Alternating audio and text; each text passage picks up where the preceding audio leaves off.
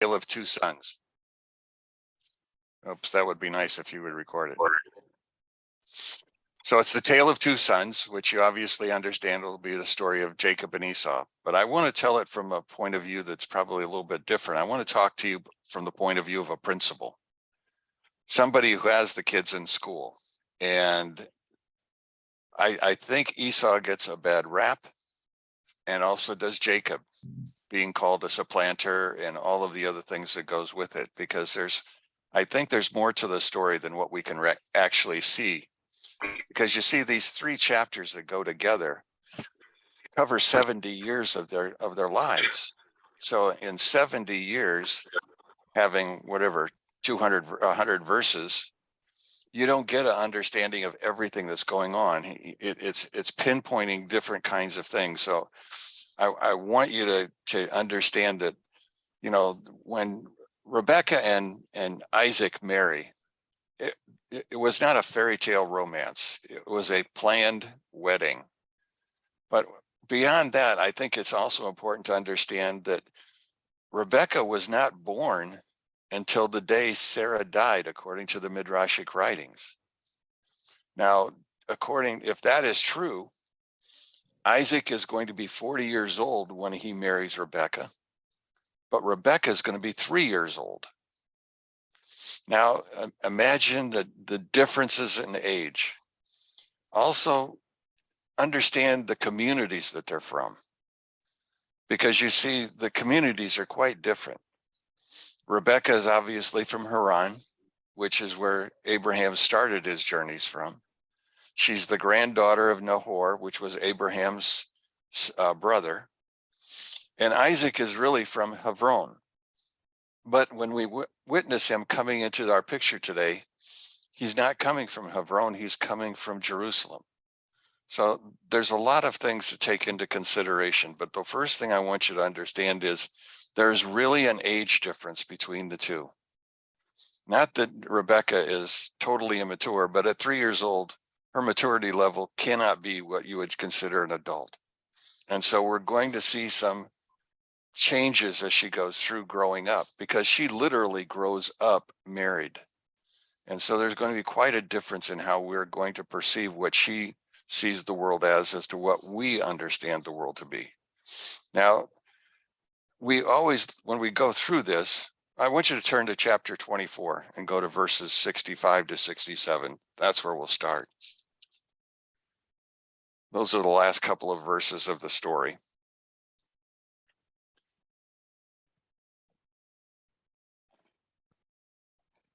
"65 begins, and she said to the servant, 'Who is the man walking in the field?'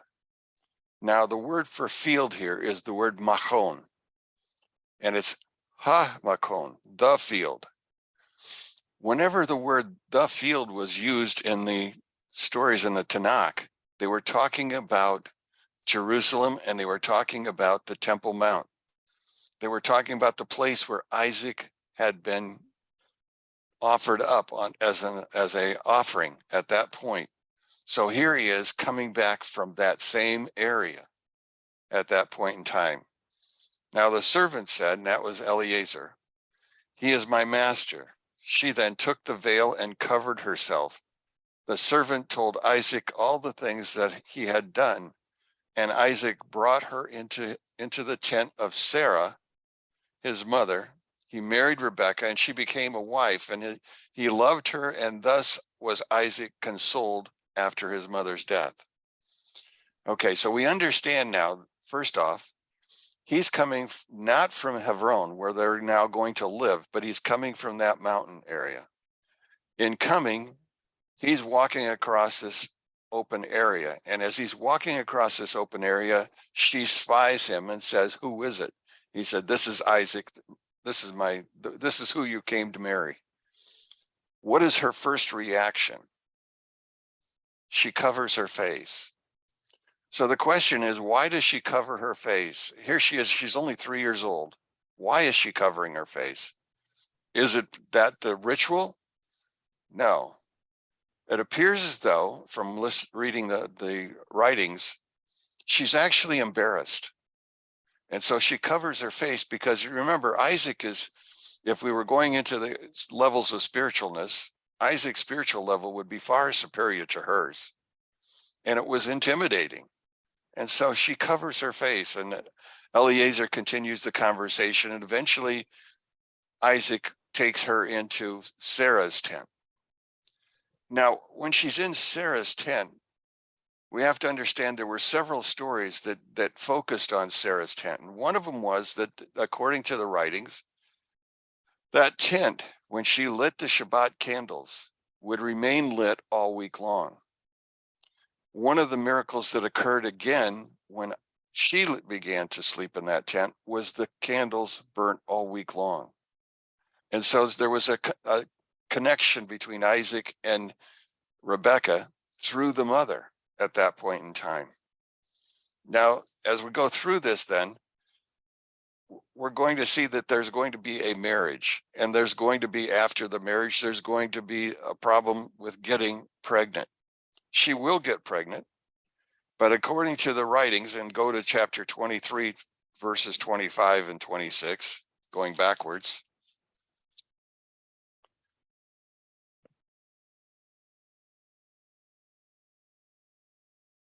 Oh, I miswrote it. It's got to be later on, 20. Well, anyway, let me tell you what I'm understanding. At the point in time in which she becomes pregnant, she will be 23 years old. Isaac will be 60 years old. There's still that age gap. There's still that maturity level. And we also have to understand the relative spiritualness of Isaac. Isaac was a man of study. He was a man who focused on his studies. He didn't need to, he dug wells. He didn't need to do a lot of work because that would be done by all the servants that they had at that point in time. So she finds herself pregnant. We know that she went to somebody in order to find out what was going on because she became embarrassed by what was happening within her. Now, according, again, the writings, she went to see Shem, or Melchizedek, and he told her that there were two nations warring within her. And so as the story goes on, then she keeps quiet about it. She doesn't tell anybody what's going on, but just allows it to happen. Now, as we go through this, we begin to understand that there's a growing process. The children, being Jewish in their nature, in the sense that Isaac is going to continue to teach them. And according to the writings, he would be teaching between 10 and 12 hours a day. Now, I'm a principal who has enough trouble keeping kids on track for 6 hours a day, let alone 10. But you also have to understand all kids aren't alike. And because all kids aren't alike, you're going to find that there's going to be some kids listening to somebody talk and to read for 10 hours is not going to hold their attention. And we also begin to understand their personalities begin to show. And the personality of Jacob, that was fine. He was a bookworm. He was a people pleaser. Esau was kind of a people pleaser, but he was a man of the fields. He was a man who wanted to be outside. He was a hunter and a fisher. That's where his life was. Studying the Torah, or what was the Torah at that time, 10 hours a day, wasn't what he wanted to do with his life. But he was a part of the family, and so he continued that way. And so everything went on, but he was one of those rough and tumble kids who would rather be outside. The next time we see them is when they are 15 years old. Now, at 15, we have to go to chapter 25, and we're going to go down to the text itself, and we're going to go to verse 29 to 34. He begins by saying, Jacob simmered a stew, and Esau came in from the field. Now they're 15 years old. Here's Jacob cooking stew. Well, it's not stew. He's cooking lentils. Lentils was the meal of mourning. somebody that died. So at the age of 15, they're now experiencing death. And so the question becomes, who died? And the answer was Abraham. Now, some say Abraham died early, prematurely, because God did not want him to see what Esau was going to become. But there's more to that than I think that part says. Because you see, I think Grandpa had a great influence on Esau's life. There are many families that I've had at school where the children cling to their grandparents more than they do their parents. They have more of a bond, more of a relationship with them. And I think Esau had a great relationship with Abraham. The death of Abraham appears to, at some point, shock him. Although it doesn't sound like it, because as you read through the text, notice what it says. So he came hunting, a man of the field, but Jacob was a wholesome man. So you get a difference between the two. They're already talking. We're already looking at differences. He abides in the tent. Well, Isaac loved Esau for the game that was in his mouth, but Rebekah loved Jacob.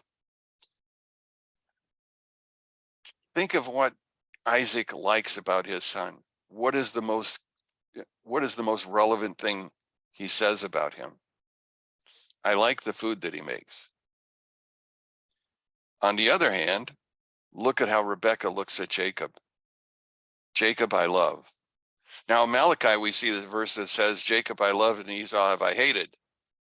But that's not exactly what it really is here. But we have to know that Jacob belonged to Rebekah and Esau belonged to Isaac. Now, as we go through this, then we begin to understand that there's a lot of play between these two boys. They're not alike, nor can they really be treated alike. But as time goes on, we begin to see something else is happening. You see, on the day in which he comes into the tent, Esau comes in and finds out that his grandfather is dead. Would be a shocking day. But prior to his coming in, according to the writings, he had raped a woman and killed a man. That was how he came in. So his mindset when he walks into the camp is not the mindset of somebody that's 15 years old. Although I've been around 15-year-olds where that would be their mindset. He was off.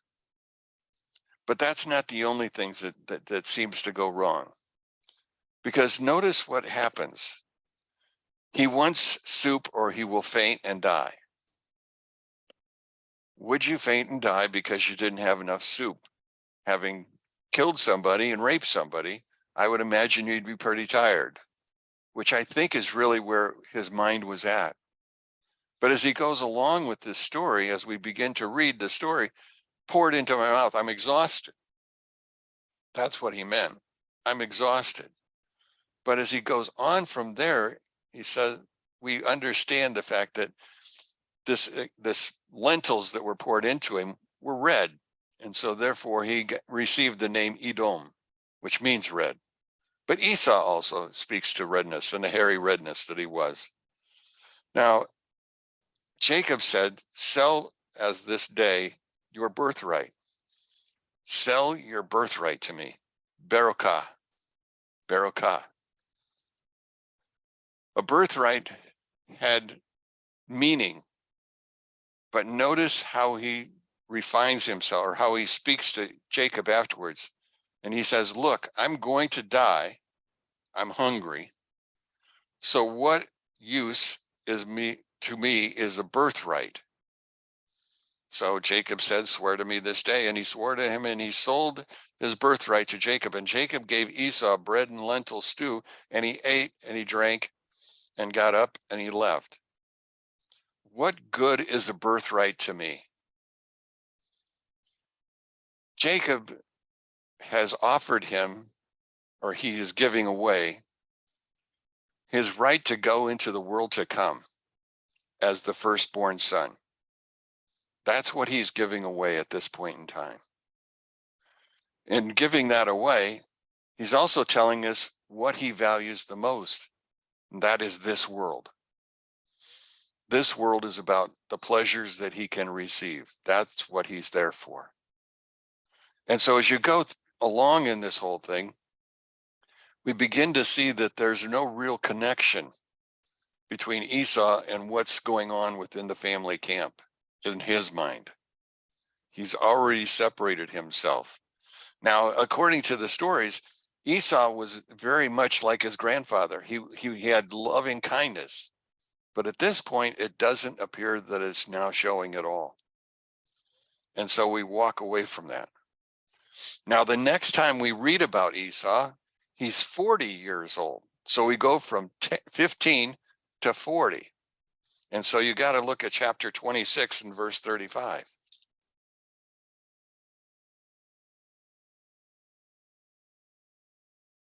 Well, we can start in 34. When Esau was 40 years old, he took a wife, Judith, daughter of Buraene, the Hittite, and Basemath, the daughter of Elon, the Hittite, and they were the source of spiritual rebellion to Isaac and to Rebekah. Now they lived in the area of Hebron, and Hebron was populated during the days of Abraham with Hittites.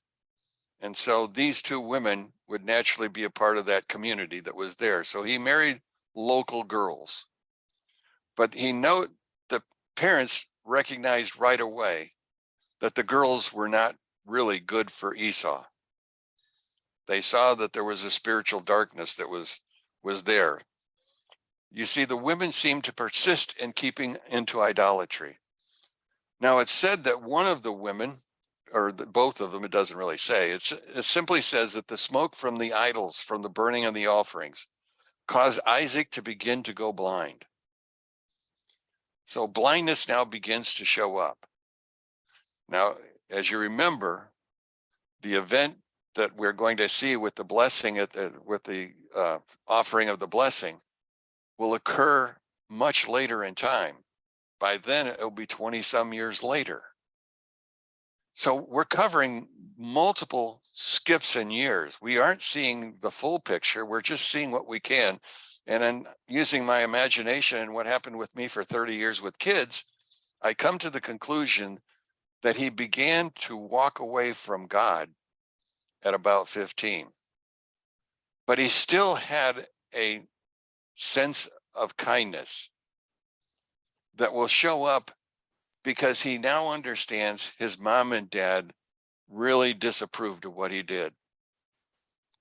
Now, he should have divorced both of them, but that's not what he did. He added a third wife to the mix, a third wife. The wife that he added, her name, well, the name that they gave her was Mahat. And the idea is, in this understanding, she was such that she was willing. She was a daughter of Ishmael, and she contains much of the 7 laws. And so she was acceptable. But now he's got 2 wives that aren't and 1 wife that is. Now, he tries to make the other ones acceptable. Well, at least one of them, because he calls her Yahudit. Now, Yahudi means anyone who denies idolatry is called a Yahudi. And so he's trying to tell them, well, she's changed. She's more like you guys. But that's not enough. You see, Rebekah has already put off Esau, but she still loves Jacob. Can you see the story is splitting? Can you see how Esau is being walked out of the camp? Now, his dad still likes him, but I don't sense the fact that his dad spent a lot of time with him. He was still in his spiritual world.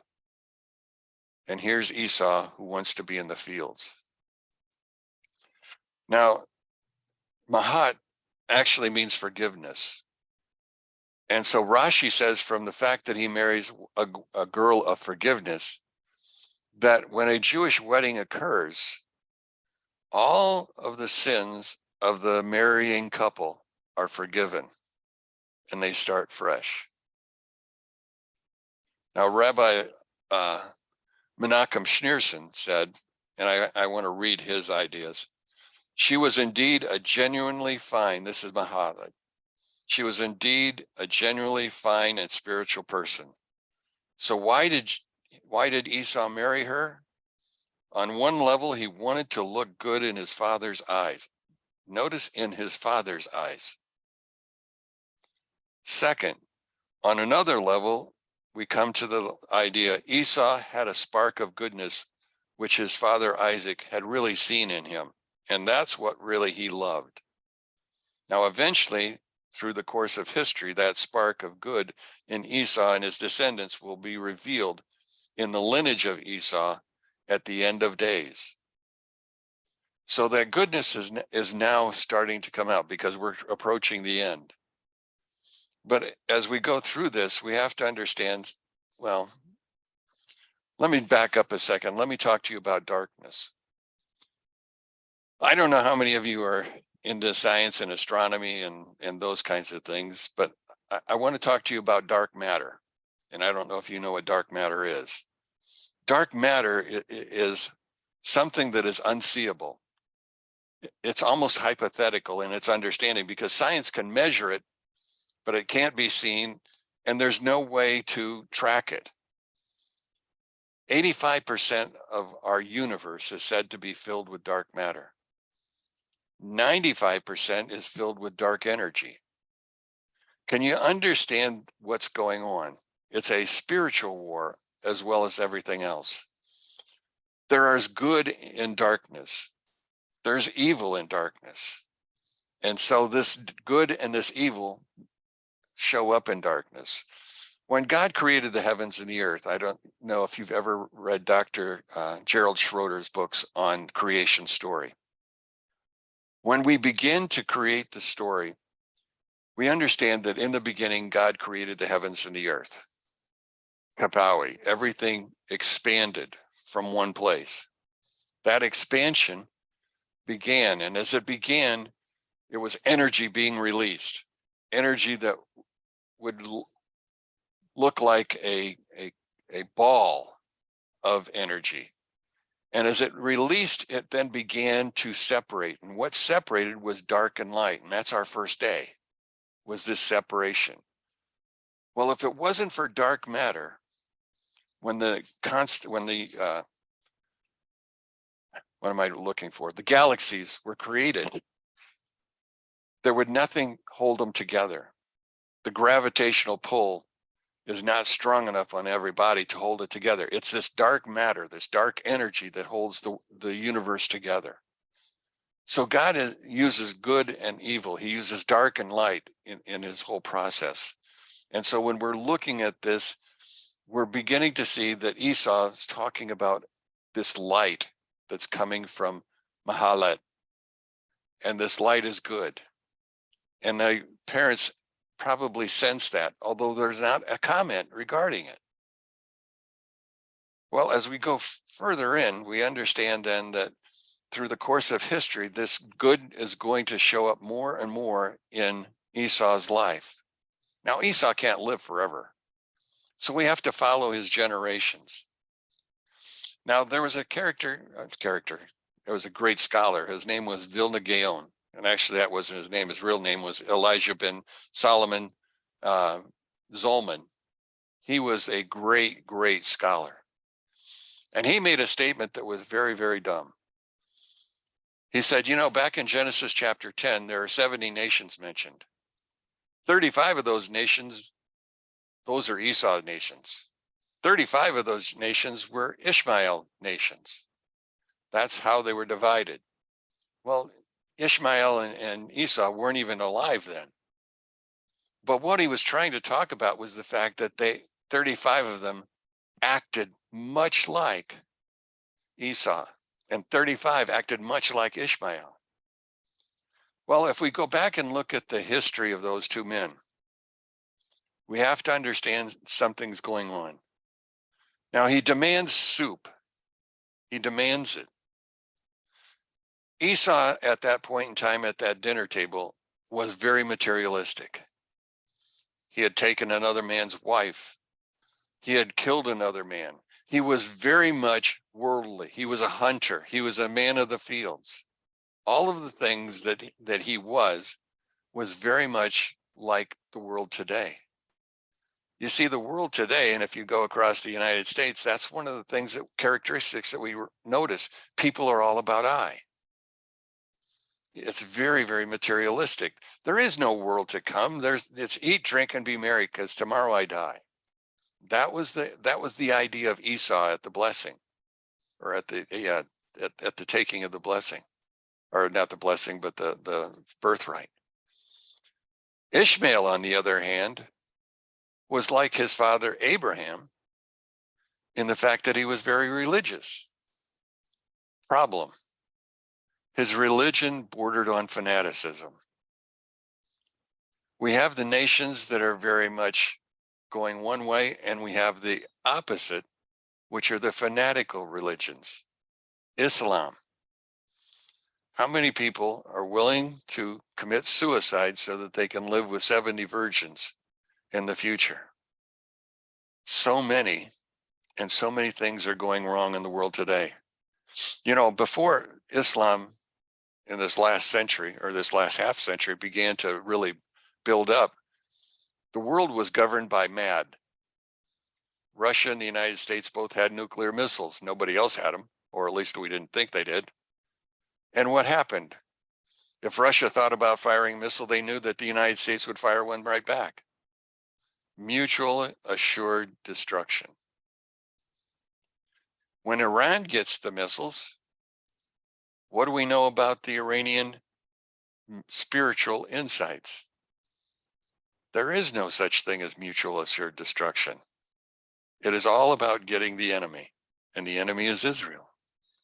The world may go up in flames, but the enemy will have killed off Israel. We know that Islam has lived for centuries off of who they can gather. And by gathering, it usually involves a war, a struggle. Now, as we go on with this understanding,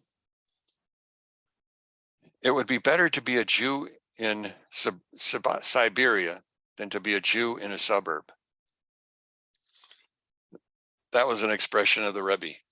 Why is it better to be a Jew in Siberia? Because you're left alone. You don't have to deal with either extreme. But in suburbia, you have two different groups.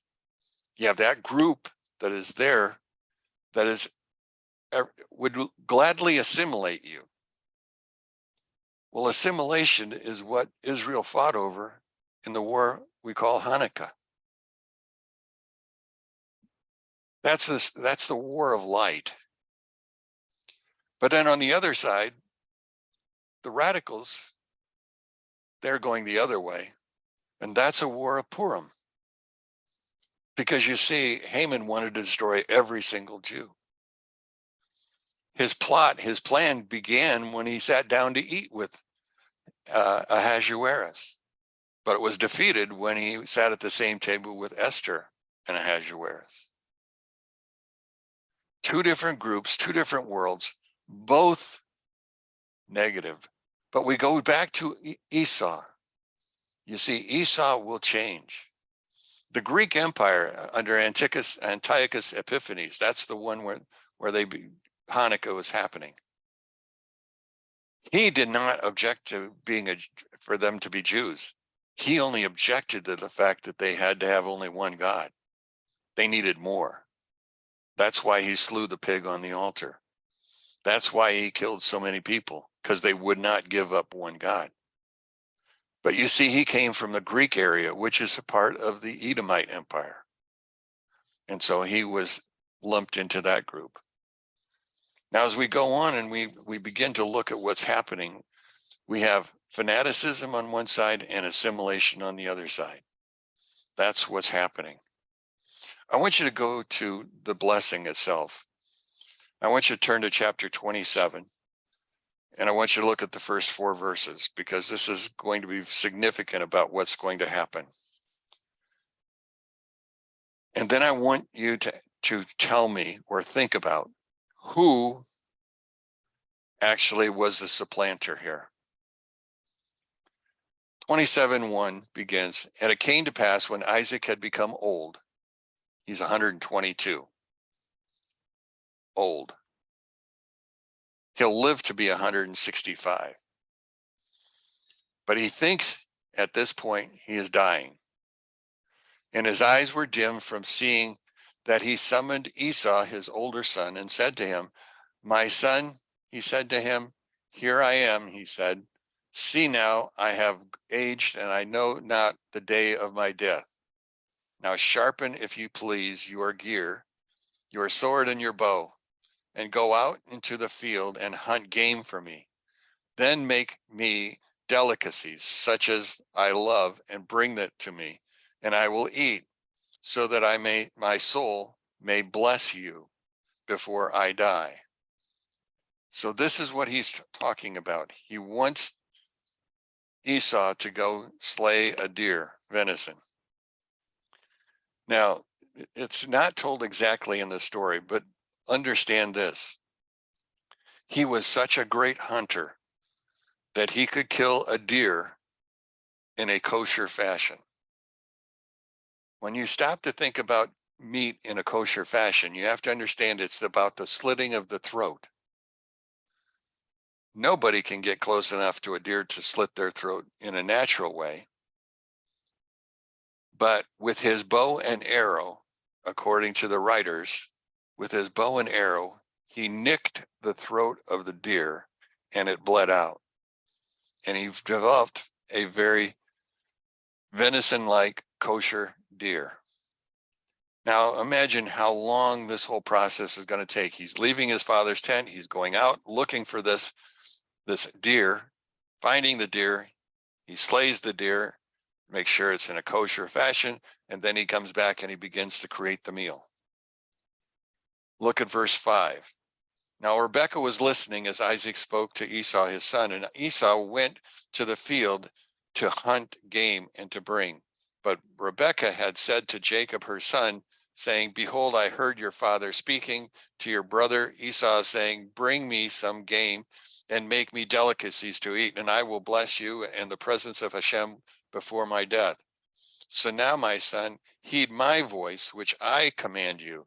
Go now to the flock and fetch me from the 2 choice young kids of the goats, and I will make of them delicacies for your father as he loves. Then bring it to your father, and he shall eat, so that he may bless you before his death." Notice Jacob's reply. Jacob replied to Rebekah, his mother, "But my brother Esau is a hairy man, and I am smooth-skinned. Perhaps my father will recognize me." He's looking for an excuse. Why don't I want to do this? Who's the supplanter? It's Rebekah. Now think about this for a second. What kind of marriage? Sarah and Abraham had a marriage in which they could talk. Sarah knew that Ishmael did not belong in their household. She told Abraham to release him. Abraham didn't want to, but he finally listened, and he listened to the voice of God. Here's Rebekah. She now hears about her son being blessed, but not the right son. So she chooses to intervene. She was the supplanter. And the question then becomes, well, why? Well, who's her family? Where does she come from? Laban is her brother. Even in 3 short years, she had learned the process of deception from a very early age. Also remember, Esau is 37 years older than his wife, Rebekah. Now, what kind of a difference can that make in family discussions? I know better than you. there doesn't appear to be a family discussion. She doesn't come to Abraham or to Isaac and say, are you going to bless Jacob too? She takes it from her own understanding that there's only one blessing going to be given out, and that's going to be given to Esau. So she wants to make sure that her son gets blessed because that's the one she really loves. There are many households that I've had to deal with where there was a difference of opinion and age also between the husband and the wife. And the lack of communication between the two led to some terrible consequences for the kids. As I'm looking through this story, I'm reading a story about what it was like when I was a principal. I really am.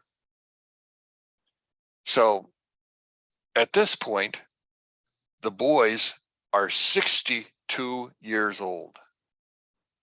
62. Far older than we would have a mental picture. But they were 62 years old. Isaac was 122 at that point in time. So this is the consequences of what's going on. Now, we know that she steals, or Isaac's blessing goes to Jacob. But I want you to see the tragedy in what's going on. So I want us to go to the blessing itself, and that's also in chapter 27. And it begins in verse number 28. Okay. This is the blessing that he was going to give to Isaac, that Jacob has now stolen. And may God give you the dew of the heavens and the fatness of the earth, and abundant grain and wine. Those are the ingredients for Esau. Esau's about the earth. Esau's about the things that are grown. People will serve you, and regimes will prostrate themselves to you, and the Lord to your kinsmen, and your mother's sons will prostrate themselves before you. Cursed be those who curse you, and blessed be those who bless you. Well, bless those who bless you. That's the last of the 7 blessings that Abraham received in chapter 12. But notice there's no spiritual blessing in this. The middle blessing simply says that your brother will prostrate himself before you. And that happened. Remember, after the Yarbach, after the defeat of Esau's angel by Jacob, when they approach Esau, Jacob and his family all bow down, and Jacob calls Esau his Lord. Esau represents several kingdoms that we should know about. We should know about the kingdom of Greece, and we should know about the kingdom of Rome, and how the Jewish people still believe Rome exists in the form of the United States. Those were the kingdoms. Those were the ones who lorded over. Now, after this whole thing is done, we see that Isaac and Jacob, or Isaac and Esau, find themselves in a quandary. Can't you find a blessing for me? Can't you give me something out of this whole thing? So we look at verse number 29, I think. No, not 29. Goes further. Verse 39. Behold, the fatness of the earth shall be your dwelling, and of the dew of the heavens from above. By your sword you shall live, but your brother you shall serve. Now he turns it around. And yet it shall be that when you are aggrieved, you may cast off his yoke from upon your neck. So there will come a time when Esau will cast off Jacob. That's the point of the story. Again, notice there is nothing spiritual in everything that he's blessing him with. The blessing is all about physicalness. That's the world in which he lived. Now, Rebecca understands that obviously Esau is going to hate his brother even more. In fact, he'll want to kill him which she understands and she sees it closely. Well, after all, Jacob is a supplanter. Or was he? As we go through this story, go all the way down, notice 28, chapter 28. Look at verse number that, about the third verse. Isaac has told Jacob he's going to bless him and he's going to instruct him, and that he's not to take a wife from the Canaanites, which obviously was a problem before, that he was to go to Laban's house, and that's where he's going to find it. Now look at verse 3. And may El Shaddai bless you, make you fruitful, and make you numerous. May you be a congregation of peoples. May he grant you the blessing of Abraham. That's chapters 12, 1, 2, and 3. Do you see the spiritualness? This was the blessing that was going to be given to Jacob anyway. But Jacob stole the physical blessing. Now, it's going to end up okay. Because really what Isaac probably was thinking and he wanted to do was much like what happens between Zebulun and Issachar. Jacob has two sons, Zebulun and Issachar. Zebulun was a man of the world. He was a financier. He liked making money. Issachar, on the other hand, was a religious man. He was one who studied the mysticals. Well, they created an agreement between the two of them. Issachar would supply the money, or Zebulun would supply the money. Issachar would supply the spiritualness. Excuse me. Would supply the spiritualness, the spiritual side to this. That appears to be what was in the mind of Isaac. But it didn't work out that way. But what will actually happen will be the fact that Isaac, through God's help, has made it so Israel being Jacob, finds himself self-sufficient. He becomes the world, but he also becomes the spiritual side of the world.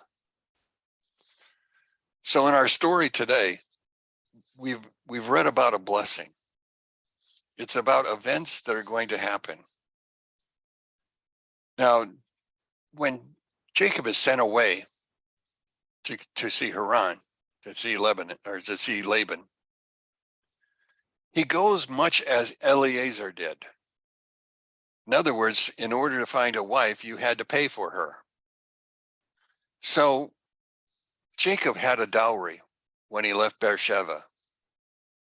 But he arrives in Haran, he has no such money, no dowry, no nothing.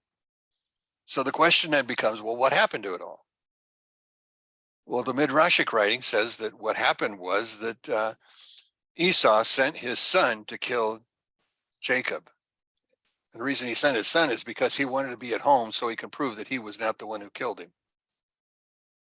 And so he sends Eliphaz.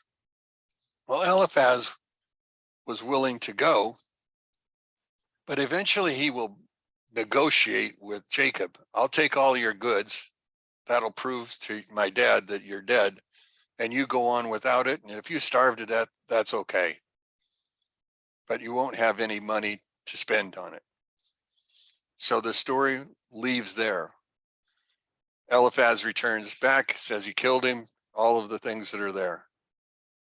Jacob, on the other hand, doesn't go immediately to Haran, but instead goes to the tent of Melchizedek, Shem, and will spend 14 years there learning before going on. Leading us into another story. By now, he's in his 80s as he arrives up there. Consider the amount of time that the Bible compresses into 3 chapters. When we try to understand everything we see, we can't just simply go by the passage size. We have to literally go back and find dates or find somebody who has a given piece of information that can help us place it together. So with that, I'm done. Anybody have a good thought or a question or an idea? Anybody want to argue with my principal thinking? Go ahead, Kelly.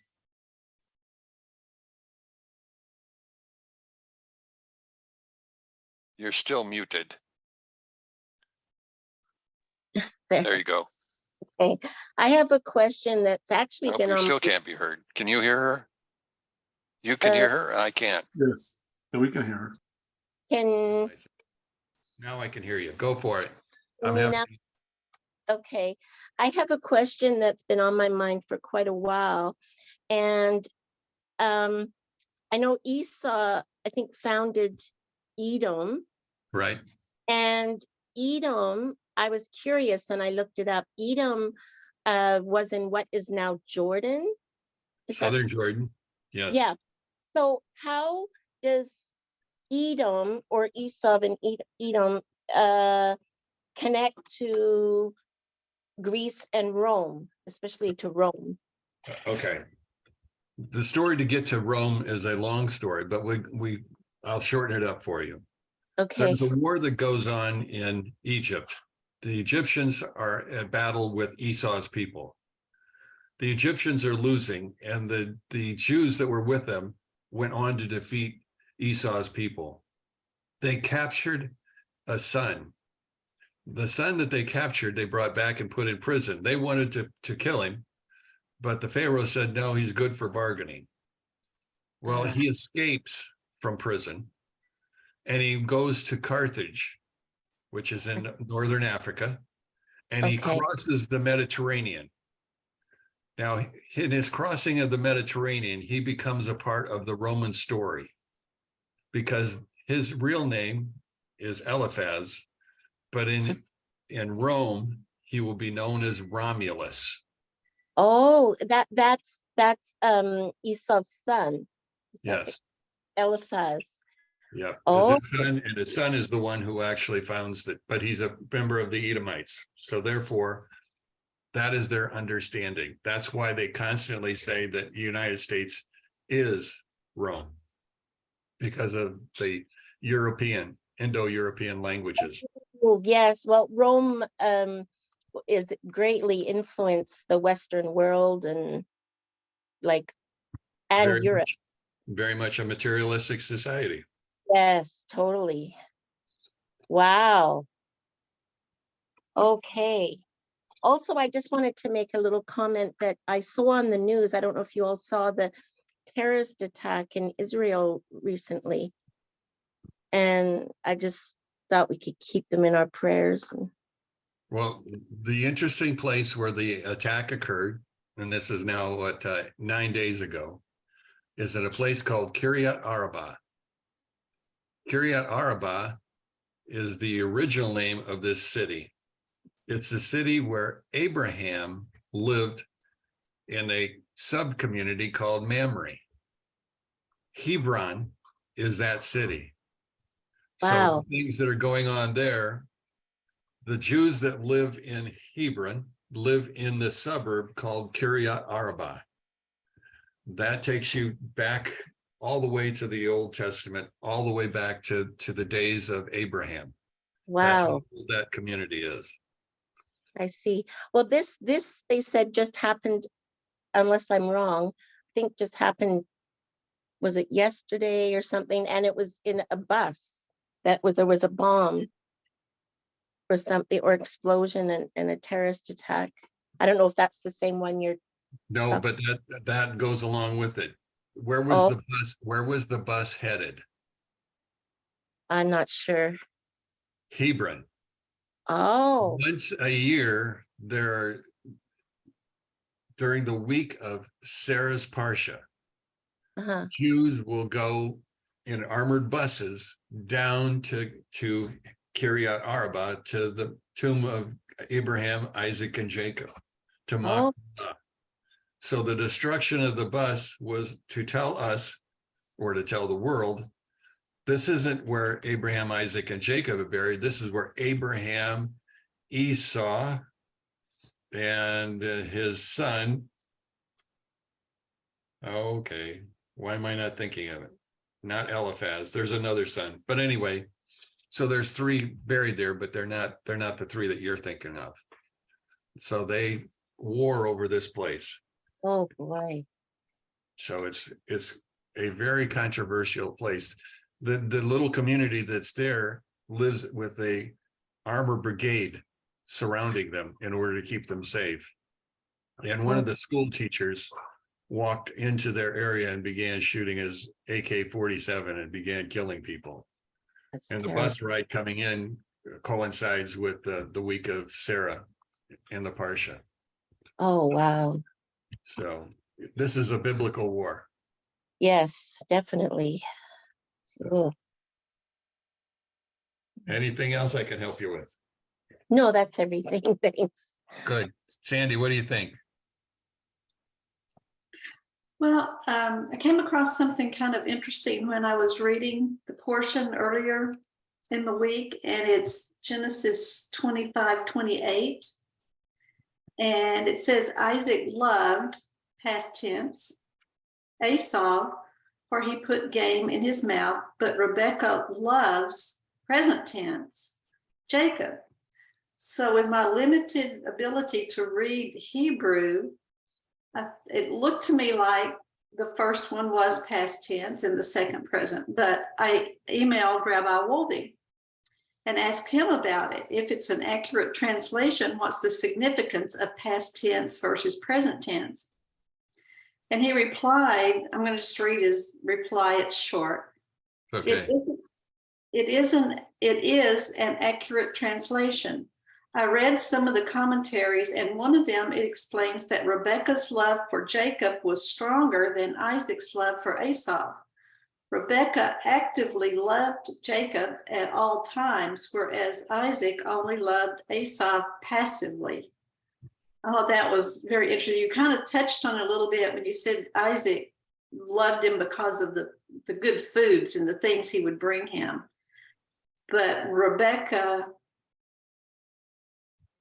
had a more, maybe a higher level of a love. I don't know how to, any other way to Absolutely. say it, but more the spiritual side of it. Which is why I side with the fact that Grandpa Abraham probably did more to keep Esau in line for those first 15 years of his life than we could ever possibly know. And But, I don't know how many times I've read that, and just this time it jumped out. Isaac loved, but Rebekah loves. And I thought that was kind of interesting. yeah, which started me down my track, which, yeah, I didn't spend much time talking about it, but that's, I don't know, from a principal's point of view, this is a very common story. And that's the sad part. It's a common story. I love him, he loves him. Families are divided quite easily in our day and age. And it's very heartbreaking when you're trying to work with kids and they come back and they tell you that my parents don't love me. And you go through the questioning, well, why do you think that? And they give you all kinds of reasons why. And you have to, you sit there quietly and you listen, and then you try to come up with something to say to them that will encourage them. And that's why in my last few years of teaching, I was told I couldn't hug my kids. I was told I couldn't give them a high five, no touching, because that brings on lawsuits. But what was it that these kids needed more than anything else? They needed that personal touch of love. Otherwise, they had none of it. In fact, I had one mother come walking up to me and she says, "You will not hug my son." He climbs out of the car, immediately walks over and gives me the biggest hug that he could possibly have and almost knocked me to the ground. After that, she just looked and she shook her head and drove away. But it was a rather interesting conversation. So, yeah, there are too many people hurting. And I just, the marriage, it was nice that he married a younger woman, but I think 3 years old might have been a little too young to be marrying her. And the fact that they never really did grow to be the couple, not like the 10 years that separated Abraham and Sarah. Well, I did read some commentary on that where she tells when Jacob is concerned that if Isaac discovers they're trying, got this plot going on, and she says, don't worry about it. The curse will be on me. And I read a commentary that said she could confidently say that because of the prophecy that Shem had given her, that she knew there wasn't going to be a curse come down on her, because Jacob was the one that was intended to have all of this. And and the reason she did, according to this commentary, the reason she didn't tell Isaac is that it was given to her privately, and she was not given permission to tell it to Isaac. That it was just given to her personally, what was going on with the two boys. But she, in a way, I guess from her point of view, and I tend to agree with it, that she didn't feel like she was being deceitful or doing anything wrong. She had been told that this is the way that it's got to play out. Yeah, but there again, you're going to violate your husband by listening to this other man. You're absolutely correct. I mean, she was told not to tell, and it just seemingly leads to this further differences between the two. They're holding back from each other, and not that I'm the one who speaks out a lot. My wife will explain to you that I'm the strong silent type also, but the idea is that there's still communication. And I think that was one of the things that really was lacking in their marriage. And I've seen several of stories that deal with this differences between the two in a family relationship. In fact, I think it's in this week's Parsha on the family relationships. And it's telling us that as family, we got to love our kids equally, which is not easy. And not only that, we have to love them based on what they're going to be and who they want to be. Now, we don't want them to be a gangster, but at the same point in time, we want them to grow to be their best that they can possibly be. And so that's kind of what I think is a spin-off of our stories here. It's how relationships should go and communications between them. Mary, you got something? Yeah, but first I want to say how much I'm enjoying what Sandy's brought out. Oh, wait a second. comments on it. I could have said that too, but she did it before me. And I appreciate it. You're talking about family relationships. It reminds me that when my mother died, those of us that were still alive, we were talking, and each one of us felt like we were her favorite. And we didn't have a lot growing up, but Mom did teach us about love. Yeah. And I can remember when my older sister was a teenager, she ran away from home. And Mom sat and cried all afternoon and prayed. And finally in the evening, she got up and grabbed her car keys and headed out the door. And I said, wait, Mom, where are you going? And she said, I'm going to bring my daughter home. And I said, well, you don't know where she's at. And she said, she's my daughter. I know exactly where she's at. So she went, and bringing her home, she stopped at a red light, and my sister got out of the car, jumped out of the car and hid. And she told me later, she said, I watched Mom go up and down the road, searching for me. Well, then my sister took off running and got home before Mom did. And she cried and begged Mom's forgiveness.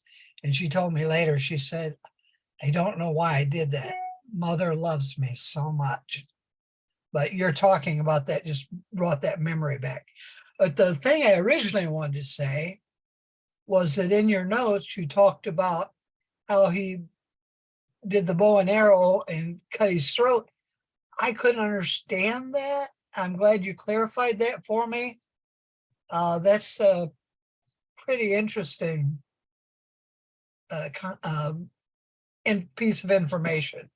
Well, it also tells you that there was a lot more in the oral stories than we ever possibly could understand, that they were already practicing kosher eating. I also read in the Zohar when Esau said, what good's the birthright to me? I'll die anyway. In the Zohar, it said that because he had sat in the meeting and learned Torah before he was 15, that he knew that if you didn't do the sacrifices right and your heart wasn't right, that you would die.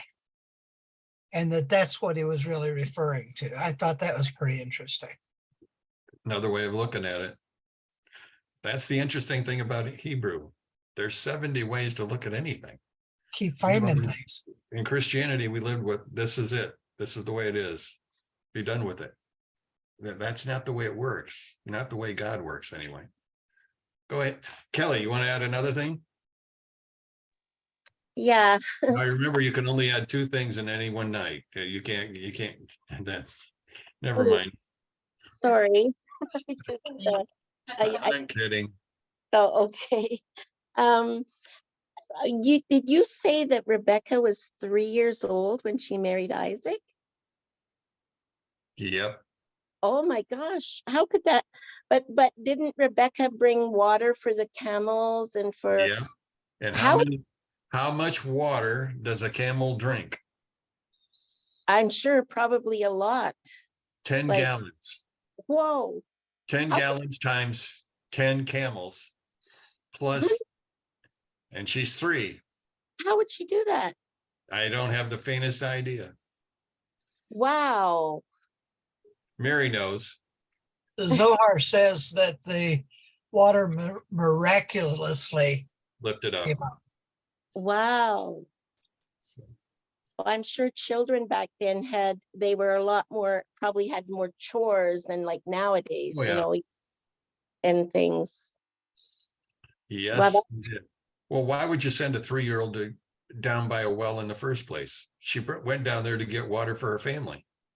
Wow. Wow, at 3 years old. It just blows my mind. Yeah, 3 years old, I wouldn't let my kid out of my sight. But anyway, that's the difference in times and traditions, I'm sure. Go ahead, Sandy. Thanks. Well, I'm glad Kelly brought that up because that has bothered me from the very beginning when I've read that in commentary and heard that in other classes. And I have read a commentary that said, thanks, Alex, that maybe we shouldn't take that literally, that she was as pure as a 3-year-old. And to me, I can kind of get on board with that, because if you think about not just being able to deal with all that water and do all of that, but when this strange man shows up at their house and gives this 3-year-old jewelry and all of this and says, I want to take her back with me, and her mother and brothers say, well, Rebecca, do you want to go? Would you let a 3-year-old make that kind of a decision? All of those things factored in there makes me not want to take that 3-year-old idea literally. Now, that's just my opinion, which means absolutely nothing. But I'm just have a hard time getting on that she was literally 3. I like that. Oh, my wife is agreeing with you, so stop talking. Anybody else have something good to say? Well, That was good. Now 2 people want to talk. Go ahead, Mary, you I first. was just gonna say that you have to remember too, that when it says they were married, it doesn't mean they had consummated a marriage. Kelly, you want to chime in again? Hello? Oh, Alex? Yeah. You got something to add? Yeah, I have something to add. I hope it goes right. It says here that when the day were prolonged, I'm trying to read from Spanish, I'm sorry. That's okay. Abimelech saw that from his window that Isaac was laughing with Rivkah, his wife. Now, where's this from? This is from chapter 26, verse 8. Huh. Okay, that's the Rachel story, right? 36:8. No, it's when there's a famine and Isaac wants to go to Egypt. Oh, but that's he's right. told, Okay. No, you can't go to Egypt. So he goes to the Philistines and he does the same thing. He tells them Rebecca is his sister, but evidently Abimelech sees them behaving in a way that says, I don't think that's your sister. Nope. Yes, you're absolutely right. That's an interesting thought. My I thing get- is that after that, it says that Isaac on verse 12 did his land and did 100 times more because Hashem blessed him. I don't know how to make the question because it's gonna sound hard, but it's kind of contradictory the way I see it. That it doesn't seem, not from my point of view, from this verse, that there were so many hard situations between the marriage. There's no significance if there's many problems in the marriage to bring this into Torah.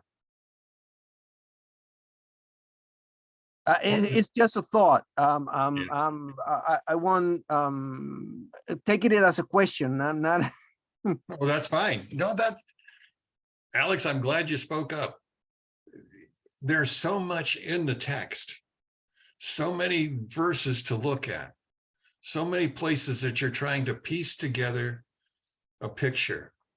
I talk about putting a picture in my sanctified imagination. I try to take all of the scriptures and then try to, well, like tonight, lay out a historical path from beginning to end. But I obviously didn't get to the end. I didn't go this far. There's so much in the Torah. Okay. That's why I love Genesis, because I could spend the entire year studying Genesis. There's so much here. Love it too. And it all pertains to me. How I treat my wife is here. I don't have to go anywhere else. And that's not one of the 7 laws, but it deals with the idea of kindness and how one should act towards others. And Alex, you're absolutely right. There's just a lot of interesting things. Going back to Esau having blessings on the mountain. According to the stories in the Midrash, Mount Seir was a mountain where you could taste the soil, and whatever it tasted like, you could grow it. Imagine if you wanted a rhubarb. Awesome. Yeah. Imagine if you wanted carrots. Imagine any plant. You could plant it on this mountain, and that's what you would grow. You can imagine that. Amazing. Yeah. Go further into time. Go to Solomon. Solomon was supposed to be able to grow every tree in the world, every vegetable in the world. Esau was like Solomon in that way. Now I've got to go and figure out, how was Esau like Solomon? What was those first 15 years like? What did he actually learn? What did he know? And not only that, Mount Seir wasn't even his property. He stole it. It belonged to another nation altogether. He took it away from him and made it his own. And for that, he's going to be judged according to Obadiah 1:21. There'll be a judgment on Esau for taking that mountain. There's a lot of stories that are just chock full of things. That's why I constantly read the Midrash. I got to go find stories to help me build my pictures. And same thing, you're building stories without it. I'm amazed and impressed. That's cool. thank you very much for this class. I enjoy it like amazingly a lot. Thank you very much for your hard Well, work. thanks Sandy for getting on and putting me on. Otherwise, because we weren't supposed to teach this week, but I just felt like there was something here that we needed to teach. So it's all on Sandy's fault. So send your cards and your curses to Sandy and leave me alone. Oh, Anyway, no, you're kidding. I am kidding. One more thing, and what you said about the mountain and what you wanted it to be, that's what it was. Tie that in with the manna, that supposedly that whatever you wanted it to taste like, that's what it would taste like. If you wanted it to taste like steak, it would taste like steak or whatever. So that's kind of a recurring theme, seems like. Yes, it is. And it's, again, miracles that we do not see. They're well, manna is told, but the miracle of Solomon and his hills, or the miracle of Mount Seir, those are untold miracles. Those are untold stories. That's the fascinating thing about it. There's so much richness here. It's mind-boggling. You know, I've kept you 20 minutes late. I hope you didn't mind being on for that long. If not, it is a good night. And it's a good night to say happy Thanksgiving, and may you and your family have a great one this year. So I'm glad I got to be on so I can tell you that. So next week I'll tell you Merry Christmas, but right now I'll just stick to Thanksgiving. Okay. Thanksgiving to you too. You too. Y'all have a great Shalom, night. shalom. Shalom. Shalom.